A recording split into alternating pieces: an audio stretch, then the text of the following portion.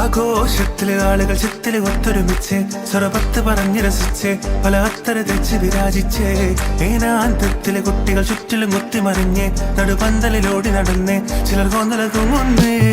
നാരി പുതുനാരി നാണം കൊണ്ട് കുണുങ്ങി സാരി കാഞ്ചിപുരം ഉടുത്തൊരുങ്ങി മാനക്കാരിൽ വരുന്നതും ഹാരവും തരുന്നതും ഓർത്ത് കരളിൽ കുളിരിറങ്ങി.